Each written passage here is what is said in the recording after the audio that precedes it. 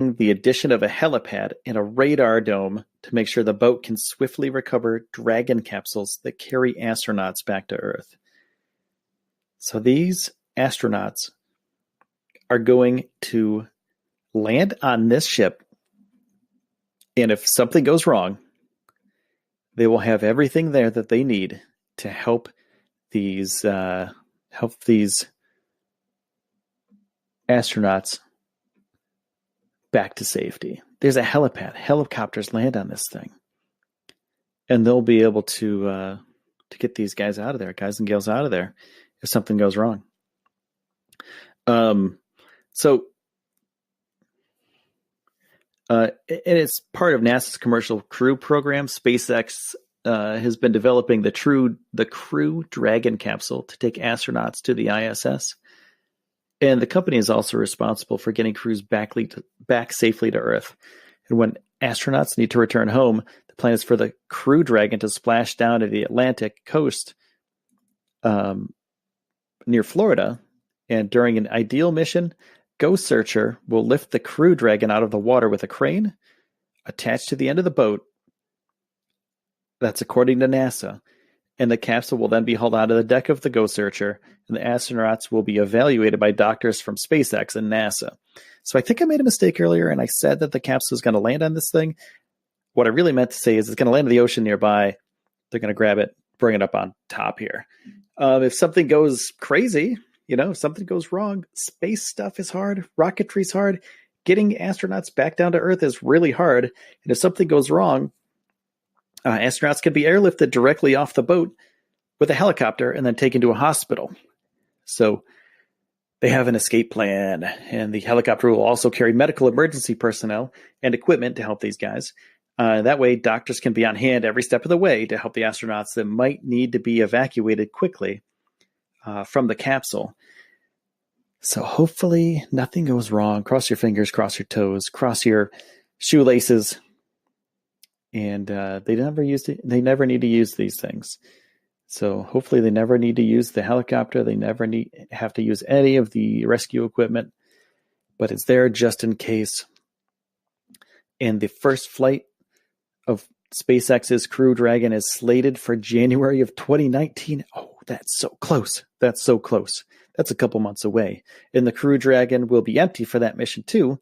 But if the vehicle's key systems check out okay, the uncrewed test flight will then be followed by a crewed one scheduled for June 2019. My birthday is June 1st. Happy birthday to me, with a launch of astronauts. That would be amazing.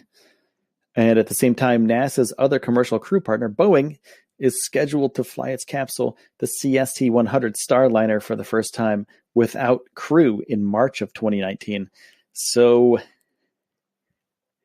SpaceX is a little bit ahead of the CST-100 Starliner in Boeing. And the Boeing ship is going to launch a crew in August. So they're only a couple months apart, man. SpaceX just nudged them out. But, I mean, a couple months, really not that big of a deal. I mean, we're sending spacecraft with astronauts up to the ISS from Earth. American astronauts in American-made capsules? That's crazy. Whew. So the Starliner, it's supposed to land on U.S. soil, so there's no need for a recovery boat. I mean, so SpaceX has a boat, Boeing doesn't. Each one's going to land fine. All these guys are going to do their jobs well, and we're going to have astronauts flying up to the ISS and landing safely back on Earth sooner than you know it, by next year. Again, by private space companies. These people are going to be launching and landing by next year. Or in next year, I should say. So January 2019, hold your breath. Let's do this, guys. That sounds awesome. It's going to be the Crew Dragon's going to be launching by itself. No astronauts. Well, that is, I think that's a wrap for today, guys. I appreciate you guys' time. I appreciate all your guys' support. And if you want to support the podcast, please leave a review. Please give me some stars. I do this because I love to do it. I do it because I really love space travel and I love the space. I don't know. I'm a fan. Like, I'm a fan just like you guys. I just want to do this and bring this to you guys so you guys in your car on the way to work or whatever, when you go to sleep at night, however you get your space news, thank you. And I appreciate it. And I appreciate your support. There's also a link in the description of this pod for you guys to donate and become a subscriber to the podcast. And then I can keep doing these things. I can do more of them. I can do longer ones, and I can spend more time doing them, which is what I really would love to do for you guys. So I appreciate all your support. Thank you so much for those of you who have already subscribed, and all of you that are just tuning in for the first time today. Thank you so much for taking a chance and checking out the podcast. I'll see you tomorrow. Have a good day, everybody. And this is Will for the Space News, signing off.